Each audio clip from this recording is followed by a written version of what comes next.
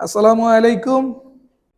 SSC 26, congratulation তোমাদেরকে, কারণ খুবই রিসেন্ট তোমাদের নতুন পরিচয় হতে যাচ্ছে এইচএসসি 28। তোমাদের জন্য আমরা ম্যাথলিক বা ইস্তিয়াক থেকে আমরা একটা ম্যাথ অলিম্পিয়াড অর্গানাইজ করেছিলাম 22 জুন 2026 তারিখে। ওই অলিম্পিয়াডেরই কোয়েশ্চেনেরই আজকে সলভ ক্লাস। দেখো, ধরে নিচ্ছি অলিম্পিয়াড সবাই খুব ভালো দিস, কিন্তু তারপরেও কেউ ভালো করবে, কেউ খারাপ করবে। যারা ভালো করবে তারা পুরস্কৃত হবে, আর যারা খারাপ করবে তোমাদের টেন্ডেন্সি থাকতে হবে নেক্সট এক্সামগুলো ভালো করার জন্য। যদিও ডিরেক্টলি আমি কোয়েশ্চেন করিনি, তারপরে এই কোয়েশ্চেনটা আমি তোমাদের সলভ করাই দিচ্ছি। সবাই সলভটা দেখবে, কিছু না কিছু শিখবে। আমরা কথা বাড়াবো না, চলো আমরা আমাদের সলভ ক্লাসে চলে যাই। খুবই সুন্দর সুন্দর ইন্টারেস্টিং কিছু কোয়েশ্চেন নিয়ে সলভ ক্লাসটা সাজানো হয়েছে, দেখো কাজে দেবে। প্রথম কোয়েশ্চেন, √25 এর মান কোনটি? খুবই জোস একটা কোয়েশ্চেন। এই কোয়েশ্চেনটার অ্যান্সার দেখার আগে ছোট্ট করে একটা বেসিক শিখাই। দেখো, আমরা সলভ ক্লাস নিচ্ছি, ইট ডাজন্ট মিন দ্যাট যে কোয়েশ্চেনের শুধুমাত্র অ্যান্সারটা তোমাকে আমি বলে দেবো। এমনভাবে আমরা অ্যান্সারগুলো শেখার ট্রাই করব যেন আমাদের কোয়েশ্চেনের অ্যান্সার জানার পাশাপাশি কিছু বেসিক একটু এনরিচ হয়। কথা বোঝা গেল? ওকে, তাহলে আমরা আবার প্রথম কোয়েশ্চেনটায় ফিরে আসি। √25 এর মান কোনটি? আচ্ছা দেখো, তোমাকে আমি দুটো কথা বলি, এই কথা দুটো মনে রাখবা। এক নাম্বার কথা, যদি কখনো দেখো রুটের ভিতরে x², দ্যাট মিনস কোনো ভেরিয়েবলের উপরে স্কোয়ার আছে, তখন এর আউটপুটটাই কি হয় জানো? স্কোয়ার এবং রুট চলে যায়, আউটপুটটা আসে হলো মড অফ ভেরিয়েবল আকারে। অ্যান্ড মড তুলে দিলে ওই ভেরিয়েবলের সামনে প্লাস মাইনাস চিহ্ন চলে আসে। কথা বোঝা গেল? এটা হলো যদি রুটের ভিতরে কোনো ভেরিয়েবলের উপরে স্কোয়ার থাকে, কোনো চলকের উপরে স্কোয়ার থাকে।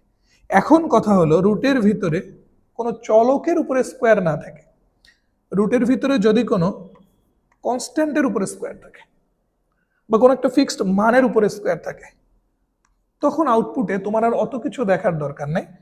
তুমি স্রেফ রুট এবং স্কোয়ারটা কেটে দিয়ে শুধুমাত্র ওই ফিক্সড মানটা লিখে ফেলবা। কথা কি বুঝছো? মোরাল অফ দ্য স্টোরি কি দাঁড়ালো? যে রুটের ভিতরে যদি কোনো ভেরিয়েবলের উপর স্কোয়ার থাকে, তখন আউটপুটে হবে প্লাস মাইনাস ওই ভেরিয়েবলটা। আর যদি রুটের ভিতরে কোনো ফিক্সড মান বা কনস্ট্যান্টের উপরে স্কোয়ার থাকে, তখন আউটপুটে স্রেফ ওই কনস্ট্যান্টটা। এবার তুমি কোয়েশ্চেনে চলে আসো। এই কোয়েশ্চেনে আমাদের রুটের ভিতরে দেখো তো, আমি যদি এটাকে এইভাবে লিখি, এইটাকে আমি যদি এইভাবে লিখি √5², তাহলে কোনো সমস্যা আছে? নিশ্চয়ই নেই, কারণ 5কে স্কোয়ার করলেই তো 25 হয়। তাহলে রুটের ভিতরে চলকের উপরে স্কোয়ার না কনস্ট্যান্টের উপরে স্কোয়ার? কনস্ট্যান্টের উপরে। তাহলে আউটপুটে এবার অবশ্যই অবশ্যই কোনো প্লাস মাইনাস আসবে না, আউটপুটে স্রেফ হবে +5। আমাদের তাহলে 1 নম্বর কোশ্চেনের অ্যান্সার কি? খ নাম্বার, +5। 1 নম্বর কোশ্চেন নিয়ে কথা শেষ। এবার 2 নম্বর কোশ্চেন। অলিম্পিয়াডে কিন্তু আমরা ক্যালকুলেটর ইউজ করতে দেইনি, আমাদের টার্মস অ্যান্ড কন্ডিশনে বলা ছিল ক্যালকুলেটর ইউজ করা যাবে না। আমরা ক্লাসটাতেও কোনো ক্যালকুলেটর ইউজ করব না। ক্যালকুলেটর ইউজ না করে আমরা প্রশ্নগুলো সলভ করব। আচ্ছা, 2 নাম্বার কোশ্চেন সলভ করার আগে একটু 3 নম্বরে আসি। এটা জাস্ট স্পেস অর্গানাইজ করার জন্য আমি এই কাজটা করছি, অন্য কিছু না। ওকে, ফার্স্টে আসো তাহলে 3 নাম্বার কোশ্চেনটা। খুবই সহজ কোশ্চেন, খুবই সহজ কোশ্চেন। আমরা এখানে একটা কাজ করব, tan এর ভিতরে নেগেটিভ সাইনটাকে কমন নিয়ে নেব। নেগেটিভ সাইনটাকে কমন নিয়ে নিলে 11π/2 এটা পজিটিভ হয়ে যাবে, আর 2 থিটাটা নেগেটিভ হয়ে যাবে। নেগেটিভ সাইড কর্নাতে 11π/2 পজিটিভ হয়ে গেছে, 2 থিটাটা নেগেটিভ হয়ে গেছে। এন্ড দেন আমরা তো এটা জানি কজ এবং সেক, দ্যাট মিন্স কোসাইন এবং সেক, এই দুটো অপারেটরের ভিতরে যদি নেগেটিভ সাইন থাকে তাহলে সেটা পজিটিভ হয়ে যায়। বাট অন্যান্য ট্রাইগোনোমেট্রিক অপারেটরের ভিতরে যদি নেগেটিভ সাইন থাকে, এটা বাইরে বের হয়ে আসবে। বাইরে বের হয়ে আসলে এটা কি দাঁড়াচ্ছে? -10 11π/2 -2 থিটা। এবার আসো, -10 এটা থাকলো। আচ্ছা, -10 না, সরি, নেগেটিভ চিহ্নটা থাকলো। এইবার তুমি একটু আমাকে বলো তো, π/2 এর সাথে কত মাল্টিপ্লাই হয়ে আছে? 11। 11 জোড় না বিজোড়? বিজোড়। আমরা নিশ্চয়ই জানি π/2 এর যদি বিজোড় গুণিতক হয় বা π/2 এর সাথে যদি বিজোড় সংখ্যা মাল্টিপ্লাই আকারে থাকে তখন এই অপারেটরটা চেঞ্জ হয়ে যাবে, এবং tan অপারেটর চেঞ্জ হয়ে হয় হলো cot। সাইন থাকলে cos, cos থাকলে সাইন, sec থাকলে কোসেক, কোসেক থাকলে সেক, tan থাকলে cot এবং cot থাকলে হয়ে যায় tan। সো এখানে π/2 এর সাথে বিজোড় গুণ আকারে থাকার কারণে tanটা চেঞ্জ হয়ে cot হয়ে গেল। ওকে, এবার আমরা একটু চতুর্ভাগের হিসাব করব। চতুর্ভাগের হিসাব মনে আছে তো? কয়বার π/2? 11 বার।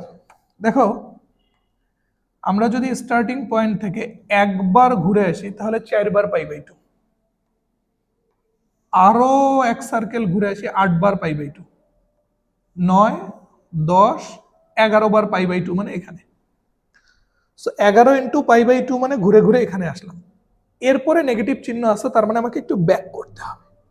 সো আমি এখান থেকে যদি একটু ব্যাক করি তাহলে কোন কোয়াড্রেন্ট মিন করে বা কোন চতুর্ভাগ মিন করে? এটা থার্ড, এবং থার্ড কোয়াড্রেন্ট বা তৃতীয় চতুর্ভাগে tan কিন্তু পজিটিভ। সো পজিটিভ এবং নেগেটিভ মিলে আলটিমেটলি নেগেটিভ cot 2 থিটা। তাহলে 3 নম্বর কোশ্চেনটার অ্যান্সার আমাদের কি দাঁড়ালো? ঘ নাম্বার, নেগেটিভ cot 2 থিটা। এবার আসো 2 নম্বরে। 2 নাম্বারটা দেখো, এটা কোনো অ্যাজ ইউজুয়াল কোশ্চেন না, এটা একটু ডিফারেন্ট, একটু লজিক্যাল কোশ্চেন, একটু থিঙ্কিং করার মতো কোশ্চেন। আমার কোশ্চেনে বলছে কি 3 two the power x plus 3 two the power y is equal two 810 হলে x প্লাস y এর মান। আমি একটু লিখে ফেলতে চাই আগে। 3 two the power x plus 3 two the power y is equal two বলে দিছে হলো 810। আচ্ছা, মোট কথা 810কে দুইটা জিনিসের যোগফল আকারে প্রকাশ করতে হবে, এবং ওই দুইটা জিনিস যাদের যোগফল আকারে প্রকাশ করতেছি ওই দুইটা জিনিস বেসিক্যালি হবে 3 এর পাওয়ার আকৃতির। কারণ আমার তো ইকুয়েশনের বোথ সাইডে কম্পেয়ার করতে হবে। দেখো, ইকুয়েশনের লেফট সাইডে কি আছে? 3 two the power x plus 3 two the power y। That's why right সাইডে যে 810 810 এটাকেও দুইটা 3 এর পাওয়ারের সামেশন আকারে প্রকাশ করব, দুইটা 3 এর পাওয়ারের সামেশন আকারে প্রকাশ করব। এখন ঘটনা হলো আমরা দুইটা 3 এর পাওয়ারের সামেশন আকারে কিভাবে প্রকাশ করতে পারি? আমরা এইটাকে লিখতে পারি 729 প্লাস 81। তুমি যোগ করে দেখো তো 810 হয় কিনা। 9 একে 10 শূন্য, 8 আর 2 10, হাতের 1 11, আবার হাতের 1 7 আর 1 8 হইছে। এখন বিষয়টা হলো পরের লাইনে গিয়ে এটাকে আমরা কি লিখতে পারি? 3 two the power x plus 3 two the power y থাকলো, 729 মানে হলো 3 টু দি পাওয়ার 6, আর 81 মানে হলো 3 টু দি পাওয়ার 4। সো এই কোশ্চেনটা সলভ করার জন্য 3 এর পাওয়ার গুলো তোমার, মানে 3 এর পাওয়ারের মানগুলো তোমার জানা থাকতে হবে। যেমন 3 স্কোয়ার মানে 9, 3 কিউব মানে 27, 3 টু দি পাওয়ার 4 মানে 81, সিমিলারলি 3 টু দি পাওয়ার 6 মানে 729। এই 3 এর পাওয়ার গুলো মনে রাখা জরুরি। এবার তুমি ইকুয়েশনের বোথ সাইডে ব্যালেন্সিং করো তো। ইকুয়েশনের বোথ সাইডে যদি তুমি এবার ব্যালেন্সিং করো, যদি ব্যালেন্সিং করো, x means 6, y means 4, ওকে। x মানে হলো 6 and y মানে হলো 4। সো x আর y এর মান জানা হয়ে গেল। আমার চাইছে কি x প্লাস y এর মান। So x plus y is equal two 6 plus 4 is equal to 10। 10 কোন অপশনে আছে? কোন অপশনে আছে? খ নম্বর অপশনে আছে। এন্ড 2 নম্বর কোশ্চেনের অ্যান্সার হলো খ।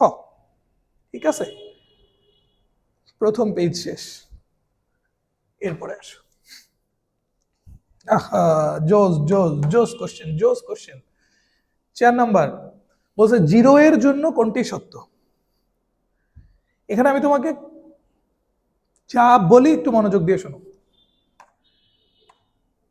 এখানেও কয়েকটা কথা আছে। প্রথম কথা, 0কে তুমি যদি কাউন্টিং এ নিতে চাও বা গণনার ক্ষেত্রে হিসাব করতে চাও, তাহলে 0 জোর। জিরোকে তুমি যদি কাউন্টিং এ নাও বা গণনার জন্য বা গণনার শুরুতে নিতে চাও তাহলে জিরো জোর। জিরোকে তুমি যদি অ্যাজ এ ফাংশন হিসেবে চিন্তা করো, কেমনে চিন্তা করো? অ্যাজ এ ফাংশন, তখন জিরো জোরও হতে পারে और বিজোড়ও হতে পারে, দুটোই সত্য। জিরো জোরও হতে পারে, বিজোড়ও হতে পারে। And number 3, in general, counting এ না, ইন জেনারেলি যদি তোমাকে জিজ্ঞেস করা হয় জিরো কেমন সংখ্যা, তখন আমরা বলে থাকি জিরো হলো নিরপেক্ষ সংখ্যা। রিপিট, কাউন্টিং এর জন্য না, নর্মালি তোমাকে যদি জিজ্ঞেস করা হয় জিরো কেমন সংখ্যা, তখন তুমি বলবা জিরো নিরপেক্ষ সংখ্যা। তাহলে তুমি দেখো তো, কাউন্টিং এর জন্য জিরো জোর, অ্যাজ এ ফাংশন হিসেবে জিরো জোরও হতে পারে, বিজোড়ও হতে পারে। অ্যান্ড যদি অ্যাজ এ নাম্বার হিসেবে তুমি জিরোকে কনসিডার করো তাহলে জিরো নিরপেক্ষ সংখ্যা। তাহলে জিরোর জন্য জোর, বিজোড়, নিরপেক্ষ সব কথাই সত্য। তো সব কথাই যদি সত্য হয় তাহলে আমাদের কোশ্চেনের অ্যান্সার কি হবে? সবগুলো ঘ নাম্বার। ওকে ওকে, দেন দেন 5-এ আসো, লগারিদমের কোশ্চেন।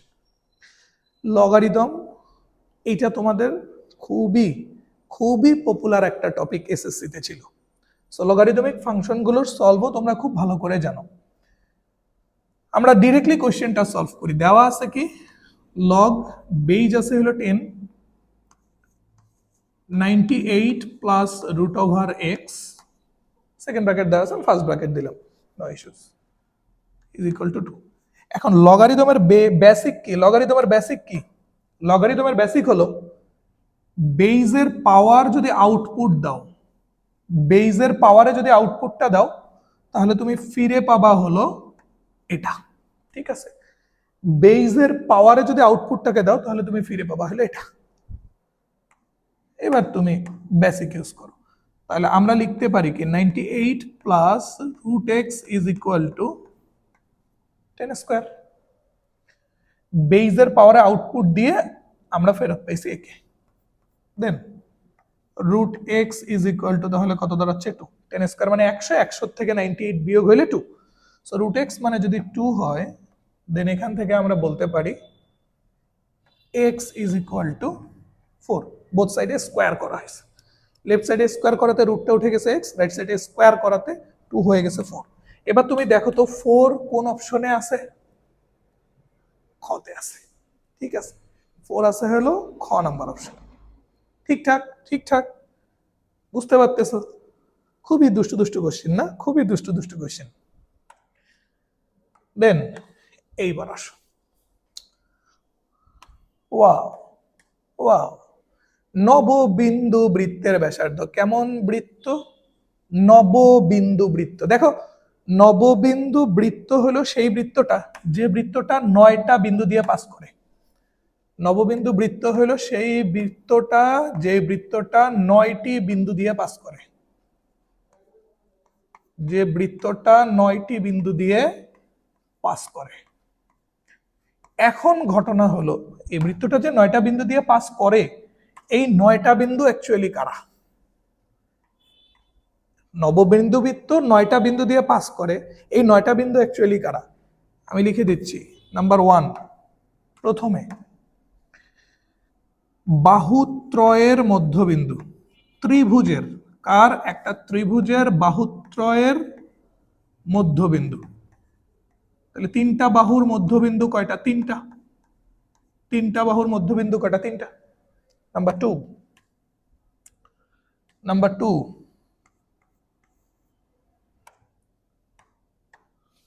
প্রত্যেকটা ত্রিভুজের একটা করে লম্ব সমদ্বিখণ্ডক থাকে।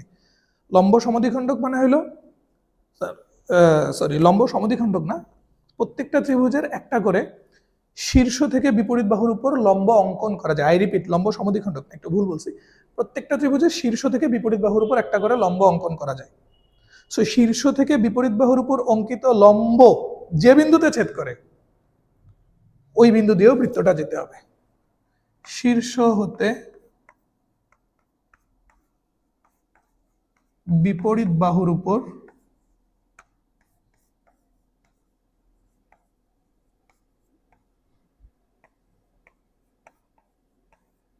অঙ্কিত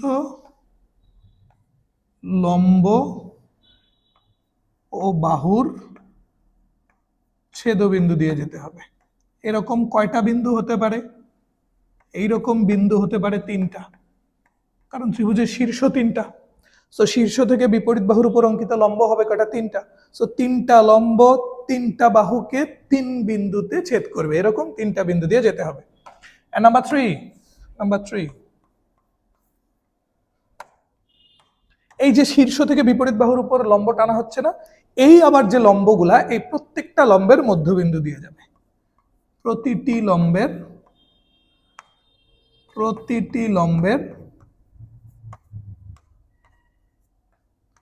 মধ্যবিন্দু দিয়ে যাবে। এরকম লম্ব 3টা, তাহলে মধ্যবিন্দু কয়টা হবে? 3টা। তাহলে টোটাল কয়টা বিন্দু হলো? 9টা না? এই 9টা বিন্দু দিয়ে যে বৃত্তটা যায় সেটাকেই বলা হয় নববিন্দু বৃত্ত। ঠিক আছে কথা? ঠিক আছে। এইবার ঘটনা হলো যেটা আমাদের চাইছে কি, এরকম একটা নববিন্দু বৃত্তের ব্যাসার্ধ 7 সেন্টিমিটার দেয়া আছে, বলছে পরিবৃত্তের ক্ষেত্রফল কত? দেখো মনে রাখবা, নববিন্দু বৃত্তের ব্যাসার্ধকে যদি আমরা স্মল আর দিয়ে প্রকাশ করি, তাহলে স্মল আর এখানে কত আছে? 7 সেন্টিমিটার। আর কোনো একটা নববিন্দু বৃত্তের পরিবৃত্তের ব্যাসার্ধকে যদি আমরা ক্যাপিটাল আর দিয়ে প্রকাশ করি, তাহলে ক্যাপিটাল আর হলো স্মল আর এর ডাবল। দ্যাট মিনস কোন একটা নববিন্দু বৃত্তের পরিবৃত্তের ব্যাসার্ধ ওই নববিন্দু বৃত্তের ব্যাসার্ধের ডাবল। তাহলে কত আসতেছে? 14 সেন্টিমিটার। এখন পরিবৃত্তের ব্যাসার্ধ যদি তোমার জানা থাকে, তাহলে পরিবৃত্তের ক্ষেত্রফল কি হবে? যে কোনো বৃত্তের ক্ষেত্রফল বের করার যে কমন ফর্মুলাটা আছে সেটা, এবং সেটা কি? পাই আর স্কয়ার। পাই আর স্কয়ার। ঠিক আছে, এগুলো একটু আমি আর একটু নিচে দিয়ে দিই,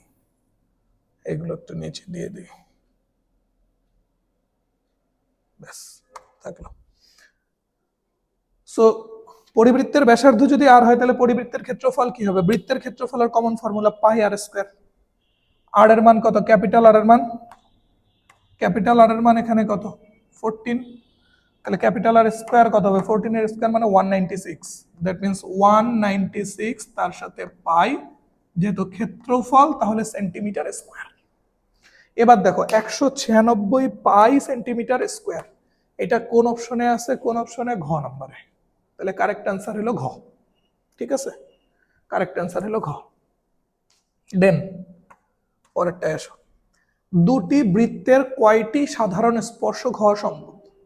এটা একটা খুব ইন্টারেস্টিং কোশ্চেন, এবং এটা খুব পরিমাণ ভুল হয়, প্রচুর পরিমাণ ভুল হয় পোলাপানের।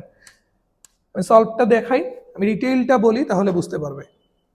দুটি বৃত্তের কয়টি সাধারণ স্পর্শক হওয়া সম্ভব? প্রথম কথা, তুমি দেখো তো আমি এখানে কয়টা বৃত্ত আঁকাইছি? 2টা বৃত্ত আঁকাইছি না?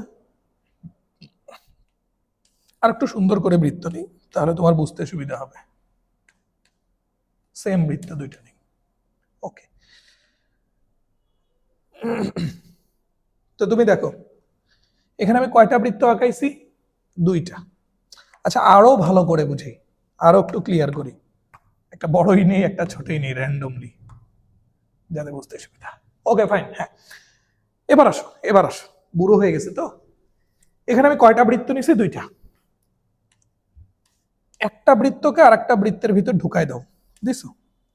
এবার তুমি দেখো তো এই 2টা বৃত্তের মধ্যে কোনো সাধারণ স্পর্শক কি আঁকা সম্ভব? Quite impossible. সাধারণ স্পর্শক মানে কি? 2টা বৃত্তকে টাচ করে যাবে। সো আমি ধরো এই একটা স্পর্শক আঁকাইলাম, কথার কথা, ধরো আমি একটা স্পর্শক আঁকাইছি। তুমি দেখো তো এই স্পর্শকটা বড় বৃত্তটাকে টাচ করলেও ছোটটাকে টাচ করতেছে না। আবার এই স্পর্শকটা ছোটটাকে যখন টাচ করতেছে তখন কিন্তু বড়টাকে টাচ করতেছে না, বড়টাকে ছেদ করতেছে। দ্যাট মিনস একটা বৃত্তের ভেতরে যখন আরেকটা বৃত্ত থাকে তখন বড় বৃত্তের জন্য যেটা স্পর্শক, বড় বৃত্তের জন্য যেটা স্পর্শক সেটা ছোট বৃত্তের কিছুই না, আর ছোট বৃত্তের জন্য যেটা স্পর্শক সেটা বড় বৃত্তটার হয়ে যাচ্ছে ছেদক। দ্যাট মিনস এখানে কোনো কমন স্পর্শক নাই। সো এক্ষেত্রে সাধারণ স্পর্শক কয়টা? শূন্যটা। ঠিক আছে, এক্ষেত্রে সাধারণ স্পর্শক কয়টা? শূন্যটা থাকলো। এবার তুমি আসো, দুইটা বৃত্তকে তুমি এরকম স্পর্শ করে দাও। আচ্ছা, তুমি অন্তস্থ ভাবে স্পর্শ করে দাও, অন্তস্থ ভাবে। এইবার তুমি দেখো তো, এটাকে যদি স্পর্শক থিঙ্ক করো, তাহলে এই স্পর্শকটা বড় বৃত্তের জন্য সত্য, ছোট বৃত্তের জন্য সত্য। তাহলে এক্ষেত্রে কমন স্পর্শক কয়টা বা সাধারণ স্পর্শক কয়টা? একটা। তাহলে সাধারণ স্পর্শক শূন্যটাও হইতে পারে, একটাও হইতে পারে, শূন্যটাও হইতে পারে, একটাও হইতে পারে, রাইট? এইবার তুমি একটা কাজ করো, এইবার তুমি একটা কাজ করো, এই বৃত্ত দুইটাকে ছেদ করে দাও, একটা আর একটাকে ছেদ করে আছে। এবার তুমি দেখো তো, এই একটা সাধারণ স্পর্শক, সিমিলারলি এই একটা সাধারণ স্পর্শক না? দ্যাট মিনস দুইটা বৃত্ত যখন পরস্পরকে ছেদ করে আছে তখন তাদের সাধারণ স্পর্শক কয়টা? দুইটা, আর বেশি এখানে তুমি টানতে পারবে না। তাহলে দুইটা বৃত্তের সাধারণ স্পর্শক দুইটাও হইতে পারে। একটার ভিতরে আর একটা থাকলে কোনো সাধারণ স্পর্শক নাই। অন্তস্থভাবে স্পর্শ করে থাকলে সাধারণ স্পর্শক একটা, ছেদ করে থাকলে সাধারণ স্পর্শক দুইটা। এবার আসো, এবার আসো, বৃত্ত দুইটা পরস্পরকে বহিস্থভাবে স্পর্শ করে আছে। এক্ষেত্রে তুমি খেয়াল করে দেখো তো, এইটা একটা সাধারণ স্পর্শক, সত্যি কথা। আবার এইটা একটা সাধারণ স্পর্শক, এটাও কিন্তু সত্যি কথা। ঠিক আছে, আবার আবার এই আর একটা সাধারণ স্পর্শক এখানে আঁকা যায়। তাহলে সাধারণ স্পর্শক কয়টা হইল? তিনটা। তাহলে বহিস্থভাবে যখন স্পর্শক করে আছে তখন সাধারণ স্পর্শক কয়টা? একটা, দুইটা, তিনটা, রাইট? এইবার আমি যেটা বলতে চাচ্ছি, এই তিনটা থাকলো, এটা থাকলো। এবার দুইটা বৃত্ত একটা আর একটার থেকে অনেক দূরে দূরে অবস্থান করতেছে, দুইটা বৃত্ত একটা আর একটার থেকে অনেক দূরে দূরে অবস্থান করতেছে, বা ছেদ করেও নাই, অন্তস্থভাবে স্পর্শ করেও নাই, বহিস্থভাবে স্পর্শ করেও নাই। এখন আমি যদি বলি এদের সাধারণ স্পর্শক কয়টা? এই একটা, মোটামুটি হইছে, এই একটা, ঠিক আছে। আবার খেয়াল করে দেখো, এই একটা, আরো একটা আছে, এই একটা। ঠিক আছে, তাহলে এই ক্ষেত্রে সাধারণ স্পর্শক কয়টা হচ্ছে? চারটা। একটা, দুইটা, তিনটা, চারটা। তার মানে সাধারণ স্পর্শক দুইটা বৃত্তের জন্য কয়টা হইতে পারে? চারটাও হতে পারে। ওকে, ক্লিয়ার, বুঝে আসছে? এখন আমি যেটা বলতে চাচ্ছি, এখানে কি কোথাও আমি বলছি বৃত্ত দুইটা একটার একটার ভেতরে আছে, ছেদ করে আছে, অন্তস্থভাবে স্পর্শ করে আছে, বহিস্থভাবে স্পর্শ করে আছে, দূরে দূরে আছে? বলিনি, কিচ্ছু বলিনি। আমি নর্মালি বলছি দুইটা বৃত্তের কয়টা সাধারণ স্পর্শক হওয়া সম্ভব। তাহলে ম্যাক্সিমাম কয়টা সাধারণ স্পর্শক হওয়া সম্ভব? চারটা। ওকে, ডান, ডান। একটু ক্লোজ আপ হাসি দাও, ডান। তাহলে ম্যাক্সিমাম কয়টা সাধারণ স্পর্শক হওয়া সম্ভব? চারটা। ঠিক আছে, ক্লিয়ার? দেন নেক্সট কোশ্চেনে যাই। নিচের কোনটি ফাংশন? এখানে আমি দেখো 8 নম্বর আর 16 নম্বর কোশ্চেন দুটা একসাথে করে নিছি, কারণ এই দুটা সেম কোশ্চেন, একবার গ্রাফ দিয়ে দেওয়া হয়েছে, একবার নর্মালি দেওয়া হয়েছে। ওকে ওকে ওকে, শোনো, বলছে নিচের কোনটি ফাংশন। ফার্স্টে তো তোমাকে বুঝতে হবে যে আসলে কোনটা কি নির্দেশ করে। দেখো, x square plus y square equal to 4, এটা একটা বৃত্ত বোঝায়। এটা কি বোঝায়? এটা একটা বৃত্ত বোঝায়। এবং এই বৃত্তটার জন্য, এই বৃত্তটার জন্য দিস ইজ এক্স অ্যাক্সিস,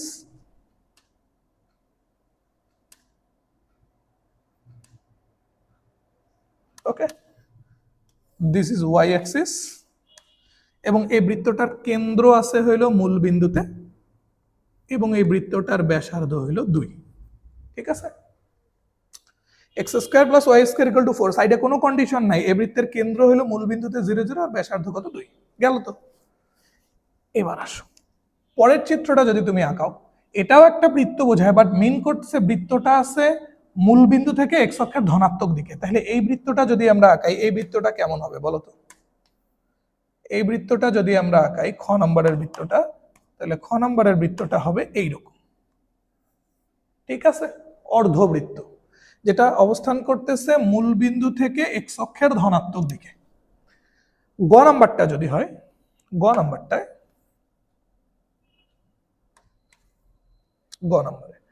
গ নাম্বারে বলছে এটাও ওই বৃত্তটাই, বাট কন্ডিশন কি এবার থাকবে, সেটা ওয়াই অক্ষের পজিটিভ দিকে। সো এইবার বৃত্তটা হবে হলো এরকম। এখন কোন একটা গ্রাফ ফাংশন তখনই নির্দেশ করবে যদি ওয়াই অক্ষের সমান্তরাল কোনো সরলরেখা একটা বিন্দুতে ছেদ করে। আই রিপিট, কোন একটা গ্রাফ কখন ফাংশন বুঝাবে, যদি ওয়াই অক্ষের প্যারালাল কোনো লাইন, ওয়াই অক্ষের প্যারালাল কোনো সরলরেখা বা স্ট্রেট লাইন গ্রাফটাকে স্রেফ একটা বিন্দুতে ছেদ করবে। এগুলো ডিটেল ফাংশন অধ্যায়ে পড়া আছে, বাট এখানে এতটুকু জানলেই হবে। এবার তুমি দেখো তো, ওয়াই অক্ষের প্যারালাল একটা লাইন টানো তো, একটা বিন্দু থেকে ছেদ করতেছে? কখনোই না। কয়টা বিন্দুতে ছেদ করতেছে? দুইটা বিন্দুতে। কোনটার জন্য? ক নাম্বার অপশনের জন্য। সো ক নাম্বার ফাংশন না, ক নাম্বার ফাংশন না। এবার তুমি খতে আসো, ওয়াই অক্ষের প্যারালাল একটা লাইন টানো, কয়টা বিন্দুতে ছেদ করতেছে? দুইটা বিন্দুতে। সো খ নাম্বারটাও ফাংশন না। বাট গ নাম্বারের যে গ্রাফটা, এখানে তুমি ওয়াই অক্ষের প্যারালাল একটা লাইন টানো, দেখো স্রেফ একটা বিন্দুতে ছেদ করতেছে, তাহলে নো ডাউট এটা কি মিন করতেছে? ফাংশন। তাহলে কে ফাংশন? গ নাম্বারটা। সো কারেক্ট অ্যান্সার ইজ গ, ঠিক আছে? ওটা যদি পারো তাহলে এটা তুমি পারবা না? অবশ্যই পারবা। এখানে ওয়াই অক্ষের প্যারালাল লাইন টানলে দুইটা বিন্দুতে ছেদ করবে, এখানেও ওয়াই অক্ষের প্যারালাল লাইন টানলে দুইটা বিন্দুতে, এটাতেও ওয়াই অক্ষের প্যারালাল লাইন দুইটা বিন্দুতে ছেদ করবে। সো ক, গ এবং ঘ, এই তিনটাতে ওয়াই অক্ষের প্যারালাল কোন লাইন টানলে কয়টা করে বিন্দুতে ছেদ করবে? দুইটা বিন্দুতে। সো কারেক্ট অ্যান্সার ইজ খ। এখানে ওয়াই অক্ষের প্যারালাল লাইন টানো, আইদার নেগেটিভ সাইডে অর পজিটিভ সাইডে, এক্স অক্ষের নেগেটিভ সাইডে কিংবা এক্স অক্ষের পজিটিভ সাইডে, যেদিকেই তুমি ওয়াই অক্ষের প্যারালাল লাইন টানো না কেন একটা বিন্দুতে ছেদ করবে। সো কারেক্ট অ্যান্সার ইজ খ, ঠিক আছে? বুঝতে পেরেছো? ওকে, নেক্সট বলছে কি সমদ্বিবাহু ট্রাপিজিয়ামের প্রতিসাম্য রেখা। এগুলো মুখস্থ টাইপের। দেখো, প্রতিসাম্য রেখা হলো ওই রেখাটা যা কোনো একটা ফিগারকে, কোনো একটা ডায়াগ্রামকে এমন দুই ভাগে ভাগ করে যেন ওই দুইটা ভাগ দেখে মনে হয় একটা আরেকটার ছবি বা একটা আরেকটার প্রতিবিম্ব। সমদ্বিবাহু ট্রাপিজিয়ামে এইরকম একটা রেখা টানা যায়, এবং ওই রেখা দুইটা টানা হয় হইল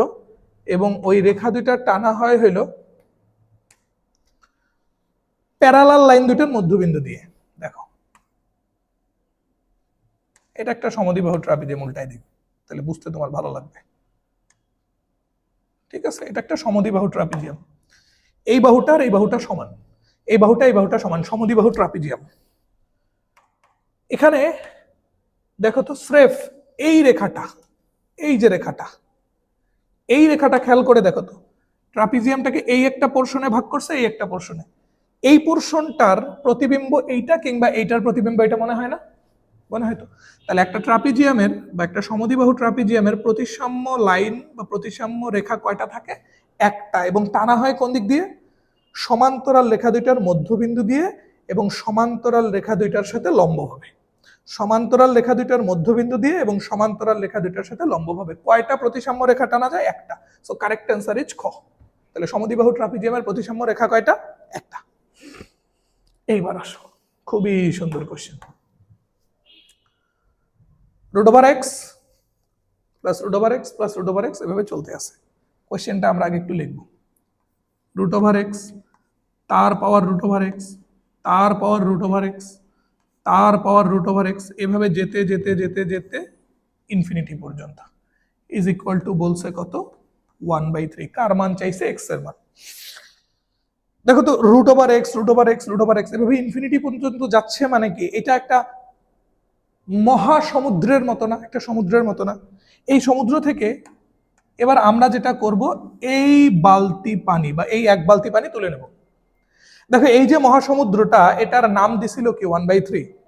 আর আমরা তো জানি একটা মহাসমুদ্র থেকে, একটা মহাসাগর থেকে যদি 1 বালতি পানি তুলে নেওয়া হয়, তাহলে ওটার কি নাম পরিবর্তন হবে? আটলান্টিক মহাসাগর থেকে তুমি টুক করে 1 বালতি পানি তুলে নিয়ে মনে করো অন্য জায়গায় ফেলে দিলা, তখন কি আটলান্টিক মহাসাগরটা ছোট হয়ে বঙ্গোপসাগর হবে?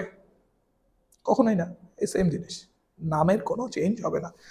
সো এটা রুটেক্স এর মহাসাগর ছিল, যার নাম ছিল 1/3। সেখান থেকে একটা রুটেক্স আলাদা করে নিছি বা 1 বালতি পানি তুলে নিছি, তাও ওটা তো মহাসাগরই আছে, এবং ওই মহাসাগরের নামটা কি আমরা বলছি 1/3। তাহলে আমরা বলতে পারি না যে প্রথম রুটেক্সটাকে আলাদা করে নিলেও বাকি যে রুটেক্স এর মহাসাগর, ওইটা তো আগের মহাসাগরটাই, যার নাম হলো 1/3। আর রাইট সাইডে তো আমার ছিলই 1/3। বোঝা গেল কথা? এবার আসো, আমরা নিশ্চয়ই এটা জানি পাওয়ার কত রুটেক্স এর হোল টু দি পাওয়ার 1/3। এই পাওয়ারটাকে যদি ভেনিশ করতে চাই, তাহলে বোথ সাইডে কি করতে হবে? কিউব করতে হবে। সো কিউব করে দাও, root x whole to the power 1/3, টোটালটার পাওয়ার কিউব, রাইট সাইডে 1 ডিভাইডেড বাই 3 কিউব। 3 কিউব মানে কত? 27।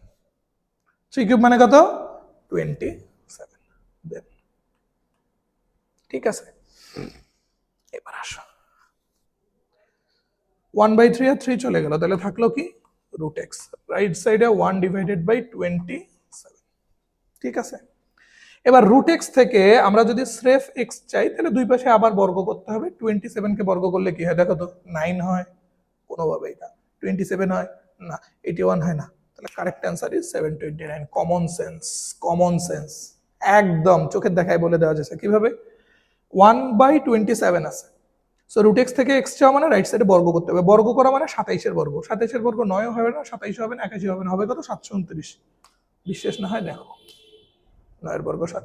যদিও ক্যালকুলেটর আমরা ইউজ করতে দেবো না, দেইনি অলিম্পিয়াডে, এমনি একটু ক্রস চেক করে দেখাচ্ছি। 27-এর স্কোয়ার কত আসছে? 729। ঠিক আছে, সো এক্স এর মান হলো 1 divided by 729। The correct answer is ঘ। কারেক্ট অ্যান্সার ইজ ঘ। অনেক দূর চলে আসছি না? অনেক দূর চলে আসছি। আমাদের অলিম্পিয়াডের পরের দিন থেকেই, দ্যাট মিনস 23 তারিখ থেকে কিন্তু ফ্রি ক্লাস চলতেছে আমাদের। আর আমাদের রেগুলার ব্যাচ শুরু হবে হলো জুলাইয়ের 1 তারিখে। ফ্রি ক্লাসে আমরা ডিটেইল বলে দেবো তোমাদেরকে। আর একটা জিনিস একটু মনে করাই দিই, অলিম্পিয়াডে কিন্তু আমরা যে টি শার্ট গুলো দিছি, এগুলো ফর্মালিটি, এগুলো সবাইকেই দিয়ে দিছি আমরা। কিন্তু সত্যিকারে পার্টিসিপেন্টদের মধ্য থেকে যারা ভালো রেজাল্ট করবে, যারা প্লেস করবে, তাদেরকে আমরা কি কি পুরস্কার দেবো এটা একটু সিক্রেটই থাকলো। খুব ভালো পুরস্কার দেবো এটা ধরে রাখো, তবে একটু সিক্রেটই থাকলো। ঠিক আছে, আমরা পুরস্কার দেব রেজাল্ট দেওয়ার 1 মাসের মধ্যে, মনে থাকবে? ওকে ওকে ফাইন, কথা শেষ। আবারও আমরা প্রবলেম সলভ করি। tan theta plus cot theta is equal to 2 হলে tan 99 theta plus cot 99 theta is equal to 1। কিচ্ছু না। tan theta plus cot theta কত দেওয়া আছে? 2।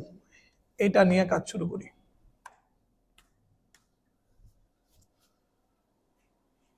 আমরা tan থিটাটা ঠিক রাখি, cot থিটাটাকে আমরা লিখবো 1 divided by tan theta, right সাইডে আছে 2। ওকে, বোঝা গেল? এবার দেখো তো লসাগু কি? tan থিটা, যোগফলটা কি? tan square theta plus 1 equal to কি? 2। বাহ বাহ বাহ, বুঝছো তো। এবার একটু আর গুণ করো তো, tan square theta plus 1 is equal to 2 tan theta. 2 tan থিটাকে লেফট সাইডে নিয়ে আসো তো, tan square theta negative 2 tan theta plus 1। Wow, বুদ্ধিমানেরা ধরে ফেলেছে a square minus 2ab plus b square formation চলে আসছে। তার মানে এটা কি দাঁড়ালো? a কি minus b whole square equal 0। সো এখান থেকে আমরা বলতে পারবো tan থিটার মান কত 1। এখন বলো তো বাবা tan থিটার মান যদি 1 হয় তাহলে cot থিটার মানটাও কত হবে 1। সো tan থিটার মান 1, cot থিটার মান 1। এখন চাইছে কি আমার 10 টু দি পাওয়ার 99 থিটা। ইস আর এখানে 100 হয়ে যেত, সেঞ্চুরিটা মিস রে, কষ্ট। প্লাস কট, আহা কটেরও কষ্ট, সেঞ্চুরি হয়নি 99। ওকে, tan থিটার মান 1, cot থিটার মান 1। So tan two the power 99 theta মানে 1 এর পাওয়ার 99, cot two the power 99 theta এটাও মানে 1 এর পাওয়ার 99। 1 এর পাওয়ার যাই হোক না কেন সেটা 1। সো 1 1 মিলে কত হচ্ছে 2। 2 কোথায় আছে? খ নম্বরে। And the correct answer is খ। 12 নম্বর।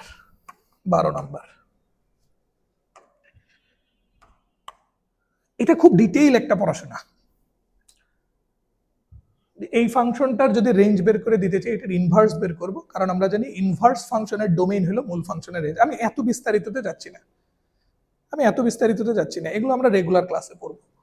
এমনি নর্মালি বলে দিই, এইটা যদি তুমি মুখস্থ করে রাখো, মানে আমরা তো দেখা যায় এমসিকিউর জন্য কিছু ডোমেইন এবং রেঞ্জ বের করার ফর্মুলা মুখস্থ করে রাখি। সো এটা যদি ওইরকম চিন্তা করো তাহলে এটার অ্যান্সার হলো গ, 12 নম্বর। y equal 1 minus a inverse x by to the power minus x হলে ফাংশনটির রেঞ্জ এটা। আর এটা ডোমেইন বলে দেই। আর যদি কখনো এই ফাংশনের ডোমেইন জিজ্ঞেস করে, রেঞ্জটা যেহেতু বললাম ডোমেইনটার কথা বলে, ডোমেইন যদি জিজ্ঞেস করে তাহলে এটা ডোমেইন যে কোনো বাস্তব সংখ্যা। এটা ডোমেইন যে কোনো বাস্তব সংখ্যা, এনি রিয়েল নাম্বার। ঠিক আছে? ওকে, ঠিক আছে। এইবার আসো বড় সড়ো একটা প্রবলেম, এইটাতে পরে যাই, আগে এটা সলভ করবো। y equal x divided by root over x square. এই টাইপের একটা প্রবলেম কিন্তু আমরা অলরেডি সলভ করছি। এটা বোকা বাচ্চারা কি করতে পারে? y equal to x by root আর স্কয়ার কেটে যাবে x is equal to 1 and this is the very wrong answer। কারণ কি? শুরুতেই তো বেসিক বলে দিছি, শুরুতেই তো এরকমের একটা প্রবলেম বলে দিছি। কারেক্ট অ্যান্সারটা দেখো, y is equal to x divided by রুটের ভিতরে এবার কি কোন একটা ফিক্সড মানের উপরে স্কয়ার আছে নাকি ভেরিয়েবলের উপরে স্কয়ার আছে? x ভেরিয়েবল, তার উপরে স্কয়ার, তাহলে এইটা হবে মড অফ ওই ভেরিয়েবলটা equal x divided by mod of x মানে কি প্লাস মাইনাস x। সো একবার পজিটিভ নিবা একবার নেগেটিভ নিবা, তাহলে ultimately y equal to 1 and negative 1। and this is the very correct answer, তাহলে কতে আছে 1, খতে আছে নেগেটিভ 1, গ বলছে ক প্লাস খ, তাহলে অ্যান্সার হলো গ। ওকে, এবার আসো এটা একটু সরাই দিই।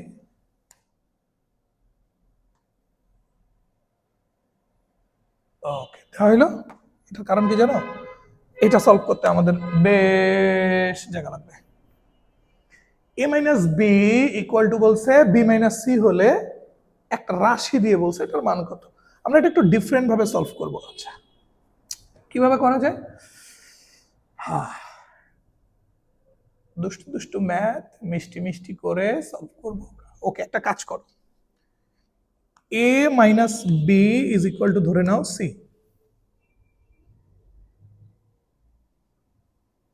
না,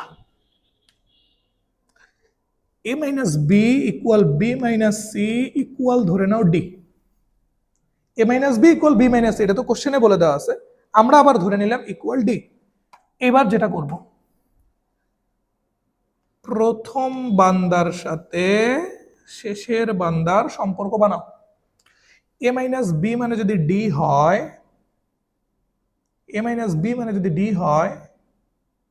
তাহলে এ কিউব মানে কি দাঁড়াচ্ছে? বি প্লাস ডি দাঁড়াচ্ছে কিনা? এ কিউব কেন? ওই এ কিউব দেখে এ কিউব লিখে দিছি। এ কিসের এ কিউব? হ্যাঁ, এ মাইনাস বি মানে যদি ডি হয় তাহলে সির্ফ এ ইকুয়াল টু কি বি রাইট সাইডে চলে যাবে বি প্লাস ডি। ওকে, সুন্দর মন্থর। এইবার এনার সাথে এর একটা সম্পর্ক নাও। এবার এখান থেকে তুমি দেখো তো সি কে রাইট সাইডে নিয়ে গেলে প্লাস হবে, সি ডি যখন বাম পাশে চলে আসবে b minus D, so c equal to তাহলে কি দাঁড়ালো বি মাইনাস ডি। এবার আমরা মানগুলো বসাই দেব, ঠিক আছে। এবার দেখি আমরা এবার একটু সলিউশনে যাই। উপরে কি আছে A cube, A cube, A cube মানে B plus D whole cube, okay. A cube আছে, এ মানে যেহেতু বি প্লাস ডি তাহলে এ কিউব মানে B plus D whole cube minus 8 B cube plus C cube, C মানে B minus D, so C cube মানে B minus D whole cube divided by 3 ABC, A কি B plus D into B, C কি B minus D. এবার একটু ভাঙাবো, দেখি কি ঘটনা ঘটে, বড়সড় কিছু একটা হবে। B plus D whole cube মানে কি B cube plus 3 B square D plus 3 B D square plus D cube minus 8 B cube থাকলো। আবার এটা B cube minus 3 B square D plus 3 B D square minus D cube. সুন্দর, সব ভাঙানো শেষ।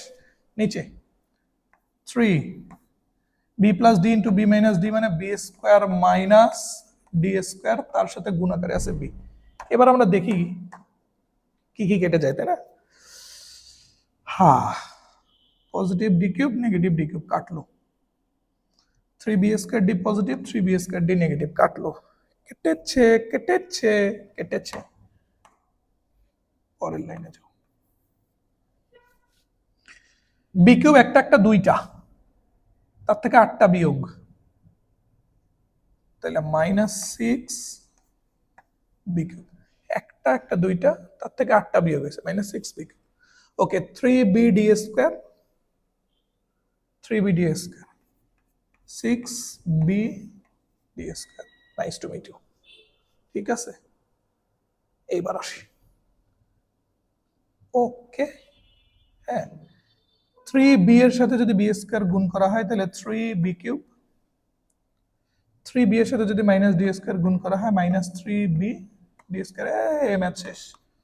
উপর থেকে -2 যদি কমন না হয়, -2, তাহলে 3b cube -3b D square.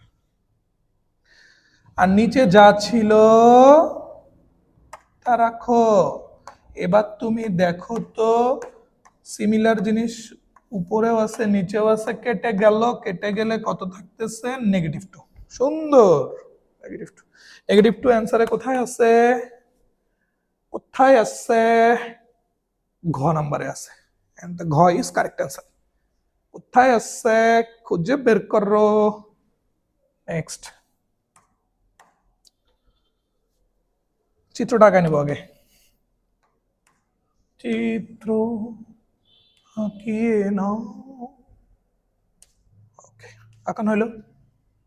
ABC, A B C, ABC ত্রিভুজের ভিতরে একটা অন্তকেন্দ্র। এ কোণের মান 60 ডিগ্রি, মানে এটা দেওয়া আছে। ওকে ফাইন, দেওয়া আছে, মানে এ কোণ দেওয়া আছে কত 60 ডিগ্রি, লিখে রাখি নাকি নাকি হ্যাঁ, এ কোণ কত 60 ডিগ্রি।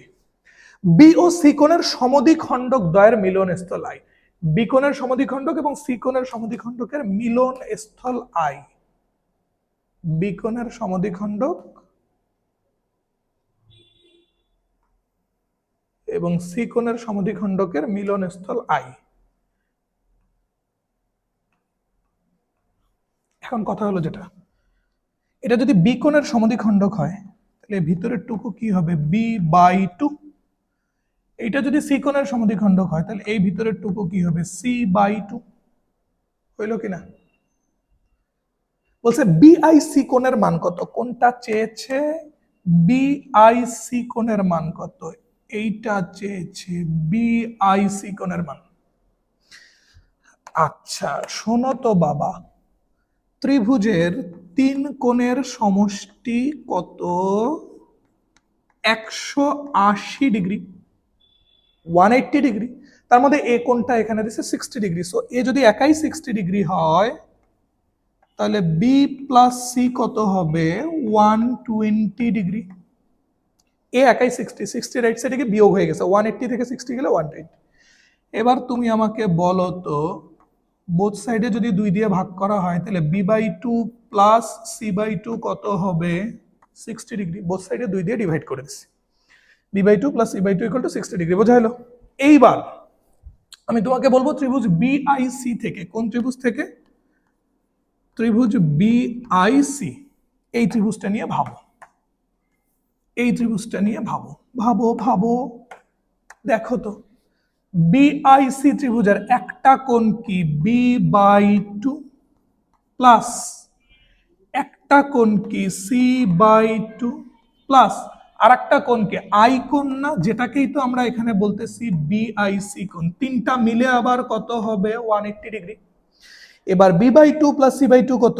60 না? সো b/2 আর c/2 মিলে যদি 60 হয়, পরের লাইনে গিয়ে কি লেখা যায়? 60 plus BIC is equal to 180 degree. 60টা রাইট সাইডে নিয়ে গিয়ে বিয়োগ করে দাও, তাহলে আলটিমেটলি বিআইসি কোণের মান কত আসতেছে? 120 ডিগ্রি। 120 ডিগ্রি, ঠিক আছে? 180 থেকে 60 গেলে 120 ডিগ্রি। কোথায় আছে? খ নম্বরে আছে। খ ইজ কারেক্ট অ্যান্সার, ঠিক আছে? খ নম্বরে আছে। আমরা বেশ কিছু দূর চলে আসছি। মোট কথা বড় ম্যাথগুলো, অলিম্পিয়াডের কোশ্চেনে যে একটু ইলাবোরেট ম্যাথগুলো ছিল, এগুলো আমরা অলমোস্ট শেষের দিকে। এবার ছোট ছোট ম্যাথে আসো। এবার আর টাইম লাগবে না, এবার খুবই দ্রুত আমরা পড়াশোনা শেষ করব। একটি অষ্টভুজের সবগুলো কোণের সমষ্টি কত? একটি অষ্টভুজের সবগুলো কোণের সমষ্টি।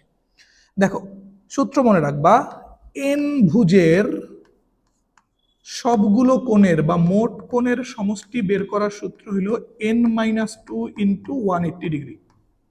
এখন যদি তোমাকে ত্রিভুজ বলা হয়, এন এর জায়গায় 3, 3 থেকে 2 গেলে 1 টু 180 মানে 180 মিলে। চতুর্ভুজ বললে এন এর জায়গায় 4। এভাবে যত ভুজ বলবে এন এর জায়গায় তত। এখানে কত বলছে? অষ্টভুজ। সো অষ্টভুজের জন্য তাহলে সূত্র কি হবে? 8-2 ইন্টু 180 ডিগ্রি, 6 ইন্টু 180 ডিগ্রি, এটা আসবে হলো 1080 ডিগ্রি। ক্যালকুলেশন করে দেখো, 1080 ডিগ্রি আসবে। কারেক্ট অ্যান্সার ইজ ক। ঠিক আছে? এই তো 18 নম্বর। এগুলা একদম থিওরিটিক্যাল কোশ্চেন। এসএসসিতে যে জ্যামিতি পড়া হয় তা আসলে কোন ধরনের? ইউক্লিডিয়ান। এবং এইচএসসিতে ইন্টারে উঠে তোমরা যে পড়বা সেটা হলো কার্তেশিয়ান। আমি একটু বলি, ইউক্লিডিয়ান জিওমেট্রি, দ্যাট মিন্স কিছু অ্যাক্সিওম এন্ড থিওরেমের আলোচনা। আর কার্তেশিয়ান জিওমেট্রি হলো জিওমেট্রিতে বীজগণিতের প্রকাশ। জিওমেট্রিটাকে আমরা বীজগণিত দিয়ে প্রকাশ করব। সো এসএসসিতে আমরা যেটা পড়ি সেটা ইউক্লিডিয়ান, আর ইন্টারে উঠে আমরা যেটা পড়ি সেটা হলো কার্তেশিয়ান জিওমেট্রি। ওকে, যদি x plus y equal to 7 এবং x square plus y square equal to 29 হয়, তবে x cube plus y cube নির্ণয় করো। সহজ কোশ্চেন। আমরা কি করতে পারি দেখো, x square plus y square, এটাকে লিখতে পারি না x plus y whole square minus 2xy লেখা যায়? তো a plus a square plus b স্কয়ারের অনুসিদ্ধান্ত a square plus b square মানে a plus b whole square minus 2ab। এখন মান জানো কিসের কিসের? x স্কয়ার প্লাস ওয়াই স্কয়ারের মান 29 equal to x plus y এর মান 7, 7 কে স্কয়ার করলে 49 মাইনাস 2xy। ওকে, 2xy বামে আসলে প্লাস, 29 রাইট সাইডে গিয়ে বিয়োগ হবে, 49 থেকে 29 গেলে 20। ঠিক আছে? সো এখান থেকে আমরা xy এর মানটা পেয়ে যাচ্ছি কত? 10। xy এর মান 10 বের হয়ে গেল। এবার চাইছে কি x cube plus y cube. So x cube plus y cube, সিদ্ধান্ত কি? x plus y whole cube minus 3xy into x plus y. মানগুলো বসায় দাও। এক্স প্লাস ওয়াই কত? 7। 7 কিউব মাইনাস 3xy মানে 3 into xy 10 x plus y হলো 29। ঠিক আছে, ক্যালকুলেশন করো কত আসে। আমি যেহেতু সলিউশন করে দিচ্ছি একটু তাড়াতাড়ি শেষ করি ক্লাসটা। 7 কিউব থেকে 3 ইন্টু 10 ইন্টু 29 বিয়োগ হবে। ওকে, 7 কিউব থেকে বিয়োগ হবে 3 ইন্টু 10 ইন্টু 29। এই ভুল করছি নাকি? x প্লাস ওয়াই, ওহো ওহো, দেখো তো এইটা তো 7, এই সর্বনাশ করে ফেলছিলাম এখনই। x plus y whole cube মানে 7 cube minus 3 into x y মানে 10 ইন্টু এক্স প্লাস ওয়াই মানে 7। ওকে, তাহলে 7 কিউব থেকে 3 ইন্টু 10 ইন্টু 7 বিয়োগ হবে। 7 কিউব থেকে বিয়োগ হবে 3 ইন্টু 10 ইন্টু 7, কত আসতেছে? 133। হ্যাঁ ঠিক আছে, কত আসলো? 133। 133 মান বসাইতে ভুল হয়েছিল, এখানে এক্স স্কোয়ার প্লাস ওয়াই স্কোয়ারটা বসাই দিয়েছিলাম, সরি। তাহলে 133 কততে? গ নাম্বারে। দ্য গ ইজ কারেক্ট অ্যান্সার, দ্য গ is correct answer. Okay okay, 20 number question, question number 20। একটি ত্রিভুজের বাহুগুলো 13 সেন্টিমিটার, 14 সেন্টিমিটার, 15 সেন্টিমিটার হলে ত্রিভুজটির অন্তঃব্যাসার্ধ কত? কি অন্তঃব্যাসার্ধ? ত্রিভুজের অন্তঃব্যাসার্ধকে আমরা স্মল আর দিয়ে লিখে থাকি, পরিব্যাসার্ধকে ক্যাপিটাল আর দিয়ে লেখা হয়। আচ্ছা যাই হোক, সূত্র A is equal to R S. A মানে হলো ক্ষেত্রফল, আর হলো অন্তঃব্যাসার্ধ, এস হলো অর্ধ পরিসীমা। সো ত্রিভুজের ক্ষেত্রফল বের করার সূত্র হলো অন্তঃব্যাসার্ধ ইন্টু অর্ধ পরিসীমা। আমার চাইছে অন্তঃব্যাসার্ধ, that means R. So R is equal to কি হবে? A divided by S, A divided by S. এইবার ত্রিভুজের ক্ষেত্রফল বের করার সূত্র মনে আছে? Root over S into S minus A into S minus B into S minus C divided by S. এবার আমাকে বলো, রুটের বাহিরে আসলে বর্গ সংখ্যা যদি নর্মালাইজ হয়, তাহলে রুটের ভিতরে ঢুকতে গেলে নর্মালাইজটা বর্গ হয়ে যাবে না? এরকম রুট এ স্কোয়ার মানে এ। তাহলে এবার তুমি একটু রিভার্স থিঙ্ক করো তো, এ যদি তাহলে রুটের ভিতরে ঢোকে কি হয়ে যাচ্ছে? A square, that's it, that's it. এই এস কে যদি আমি রুটের ভিতরে ঢুকাই দেই তাহলে স্কোয়ার হয়ে যাবে। তাহলে রুটের ভিতরে s into minus A into minus B into minus C divided by s square, তাই তো? এবার একটা একটা এস যদি কেটে যায় তাহলে আলটিমেটলি কি হবে? Root over s minus A into S minus B into S minus C divided by s. আর এস মানে হলো অর্ধ পরিসীমা, এবং এস বের করার ফর্মুলা কি?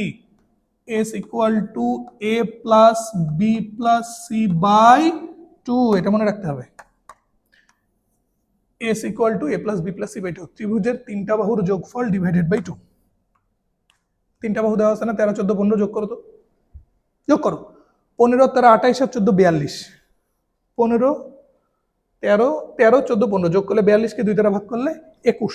তার মানে এস এর মান এখানে 21। এস এর মান যদি বসাই দিই 21 মাইনাস এ হইল 13, 21 মাইনাস বি হইল 14, 21 মাইনাস সি হইল 15 ডিভাইডেড বাই 21। কত আসে রে বাবা? 21 থেকে 13 যাও 8 ইন্টু 21 থেকে 14 গেলে 7, 21 থেকে 15 গেলে 6 ডিভাইডেড বাই 21। তাহলে এটা ক্যালকুলেশন করে দেখো আসবে হলো 4 সেন্টিমিটার। 4 সেন্টিমিটার কোন অপশনে আছে? ক number, and the correct answer is ক।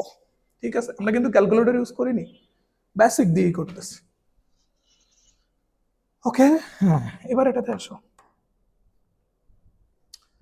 0 থেকে 9 পর্যন্ত অঙ্ক ব্যবহার করে কতগুলো 3 অঙ্কের সংখ্যা গঠন করা যায়? কোথাও কি বলছে যে একটা সংখ্যা একবার ব্যবহার করে যদি বলতে একটা সংখ্যা একবার ব্যবহার করে তাকে ওকে ইউজ করার পরে ও বাদ। আর যদি এক সংখ্যা একবার ব্যবহার করে এই কথাটা বলা না থাকে, তাহলে যাকে ইউজ করছো তাকে তুমি আবার ইউজ করতে পারবা। এবার তুমি বলো 0 থেকে 9 পর্যন্ত অঙ্ক ব্যবহার করে কতগুলো 3 অঙ্কের সংখ্যা, কত অঙ্কের সংখ্যা? 3 অঙ্কের সংখ্যা। আমি 3টা বক্স বানাই, 3 অঙ্কের সংখ্যা না? এটা হলো শতকের ঘর, দশকের ঘর, এককের ঘর, ঠিক আছে? একক, দশক, শতক। এইবার আমাকে বলো তো, শতকের ঘরে যদি 0 থাকে তাহলে কি এটা 3 অঙ্ক বিশিষ্ট সংখ্যা হবে? হবে না। তাহলে শতকের ঘরে 0 বসানো যাবে না, শতকের ঘরে 0 বসানো যাবে না। তাহলে 0 যদি না বসাও, 1 থেকে 9 পর্যন্ত কয়জনকে বসাইতে পারো? 9 জনকে। তার মানে শতকের ঘরে বসার জন্য আছে কয়জন? 9 জন। এবার তুমি দশকের ঘরে যাও। এখন দশকের ঘরে 0 বসাইলেও কোনো প্রবলেম নেই। আবার কোথাও বলেনি যে একটাকে একবার ব্যবহার করো, তার মানে তুমি শুরুতে যাকে ইউজ করছো এখানে তাকে ইউজ করতে পারবা, আবার এখানে 0 ইউজ করতে পারবা। সো এখানে ইউজ করার মতো তোমার 0 থেকে 9 পর্যন্ত টোটাল কয়জন আছে? 10 জন। সেম ভাবে এখানেও টোটাল কয়জন আছে? 10 জন। গণনার গুণন বিধি বলে এই আলাদা আলাদা অপশনগুলো গুণ হবে। সো যদি গুণ করে দেওয়া হয় 9 × 90, 90 10 দ্বারা গুণ করলে 900। তাহলে কতটি সংখ্যা তৈরি করা যায়? 900টি। দ্য কারেক্ট অ্যান্সার ইজ ক।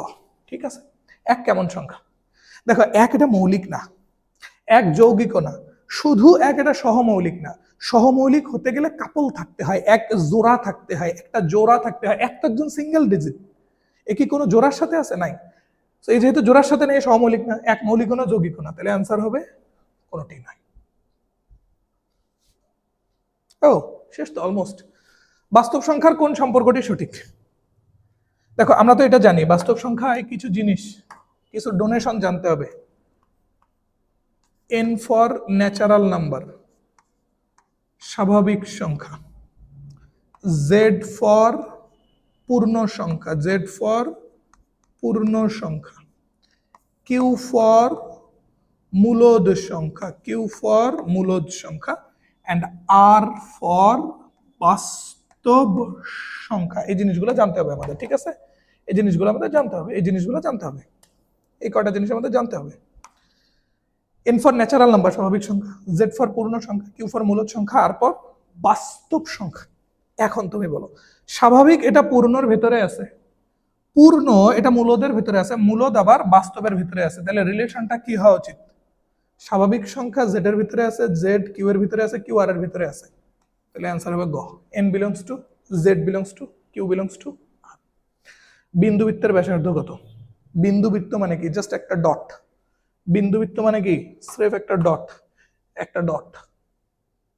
এটাই একটা বিন্দুবৃত্ত, ঠিক আছে? এটাই একটা বিন্দুবৃত্ত, এটাই একটা বিন্দুবৃত্ত বা পয়েন্ট সার্কেল। এটাই একটা বিন্দু বৃত্ত বা পয়েন্ট সার্কেল। দেখো তো এর কোনো ব্যাসার্ধ আছে? নাই। তাহলে ব্যাসার্ধ হবে 0, 0, 0 কোথাও আছে? নাই। তার মানে অ্যান্সার হবে না। ত্রিভুজের ভরকেন্দ্র মধ্যমাত্রয়কে কত অনুপাতে অন্তর্বিভক্ত করে? 2:1 অনুপাতে। এটা আমাদের একটা উপপাদ্য আছে। যে কোনো ত্রিভুজের ভরকেন্দ্র প্রত্যেকটি মধ্যমাকে 2:1 অনুপাতে অন্তর্বিভক্ত করে। 0/0 কে কি আকার বলা হয়? ইনডিটারমিনেট। এর বাংলা হলো অনির্ণেয়। এটা নিয়ে তোমরা যখন ইন্টারমিডিয়েটে উঠবা, লিমিট চ্যাপ্টারে এটা ডিটেইল আলোচনা আছে। আনডিফাইন্ড মানে অসংজ্ঞায়িত, কমপ্লেক্স মানে জটিল, ইনরিয়াল মানে অবাস্তব না, এগুলা কোনোটি না। ইনডিটারমিনেট, অনির্ণেয়। 0/0 কে বলা হয় অনির্ণেয় আকার, অনির্ণেয় আকার। লাস্ট পেজ, শেষ। দুটি সরলরেখা ঢালদ্বয়ের সম্পর্ক কি? দেখো, দুটো সরলরেখা যদি সমান্তরাল হয় তাহলে তাদের ঢালদ্বয়ের মান হবে সমান। দুটো সরলরেখা যদি সমান্তরাল হয় তাহলে ঢালদ্বয়ের মান হবে সমান। আর যদি দুটো সরলরেখা পরস্পর লম্ব হয় তাহলে ঢালদ্বয়ের গুণফল হবে -1। এখানে বলছে দুটি লম্ব সরলরেখার ঢালদ্বয়ের সম্পর্ক কি? তাহলে সম্পর্ক হইল গুণফল -1। সমান্তরাল হইলে দুটো সরলরেখা যদি এরকম সমান্তরাল হয় তাহলে ঢালদ্বয়ের মান সমান, আর দুটো সরলরেখা যদি পরস্পর লম্ব হয় তাহলে ঢালদ্বয়ের গুণফল -1। এবার বলছে স্মল n যদি কোনো ন্যাচারাল নাম্বার হয় তাহলে কোনটা সবসময় জোড় সংখ্যা? 2n, নোট অফ জোড় সংখ্যা।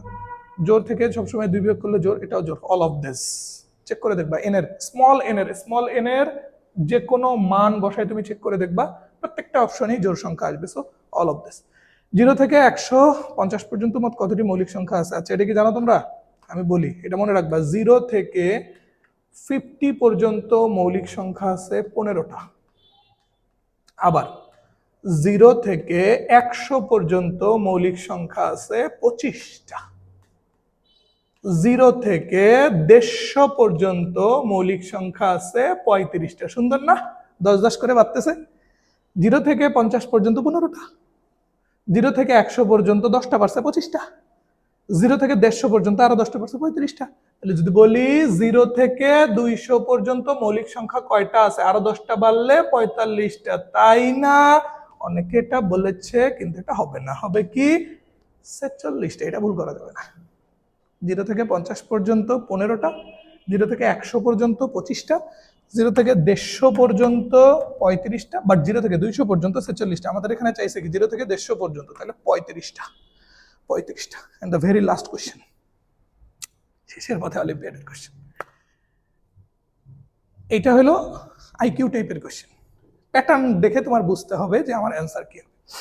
দেখো 1 4 9 16 25, এর পরে 3টা ডট মানে 3টা ডিজিট কি হবে? 1 এটা 1 এর বর্গ, 4 2 এর বর্গ, 9 3 এর বর্গ। তাহলে আগাচ্ছে কিভাবে? 1 এর বর্গ, 2 এর বর্গ, 3 এর বর্গ, 4 এর বর্গ, 5 এর বর্গ। তাহলে তারপরে 3টে কি হবে? 6 এর বর্গ, 7 এর বর্গ, 8 এর বর্গ। ঘ নাম্বার 6 এর বর্গ, 7 এর বর্গ, 8 এর বর্গ। ঠিক আছে? এন্ড অলিম্পিয়াডের কোশ্চেন এখানে ডান। ঠিক আছে? এই ছিল অলিম্পিয়াডের কোশ্চেন। এটার পিডিএফ আমি তোমাদের দিয়ে দেবো। আমাদের ওয়েবসাইটে গেলেও তুমি পাবা। ওয়েবসাইটে রেকর্ড ক্লাসের মধ্যে তোমরা যদি যাও, আমাদের ওয়েবসাইটে রেকর্ড ক্লাসের মধ্যে তোমরা যদি যাও, আচ্ছা আমি একটু দেখাই আমাদের ওয়েবসাইটটা, আমি তোমাদের একটু দেখাই।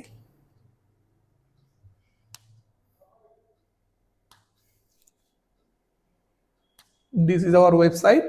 আমাদের ওয়েবসাইটে যাবা, ম্যাথলিক বাই ইস্তিয়াক। এই উপরে রেকর্ড ক্লাস, এটাতেও যেতে পারো, কিংবা এখানে যে রেকর্ড ক্লাস লেখা আছে এটাতেও যেতে পারো। এখন রেকর্ড ক্লাসে যাওয়ার জন্য তোমাকে অবশ্যই রেজিস্টার করতে হবে। সো তুমি বিকামি স্টুডেন্ট হয়ে যাবে, রেজিস্টার করবা। করলে তুমি ওখানে গিয়ে সুন্দর করে অলিম্পিয়াডের যে কোশ্চেনের সলভ এটা দেওয়া আছে, ঠিক আছে? ওটা তুমি ওখান থেকেও দেখে নিতে পারবা। ওকে? অথবা আমাদের ফেসবুক পেজ, ফেসবুক গ্রুপেও কিন্তু সুন্দর করে আছে। আমাদের ফেসবুক পেজ, ফেসবুক গ্রুপ বলে নেই আমাদের Facebook page, Facebook group.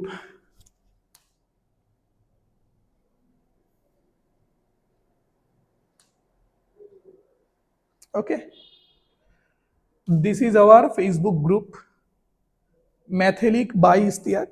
Same নামে আমাদের ফেসবুক পেজ আছে, সেম নামে আমাদের YouTube channel, Mathlic by Istiaq. এই সেম নামে Facebook group, Facebook page, YouTube channel. যে কোনো খান থেকেই তুমি আমাদের এই অলিম্পিয়াডের সলভ ক্লাসটা দেখে নিতে পারবা। অ্যান্ড এ রিমাইন্ডার, আমাদের ফ্রি ক্লাস কিন্তু অলিম্পিয়াডের পরের দিন থেকেই, দ্যাট মিনস 23 জুন 2026 থেকেই শুরু হচ্ছে।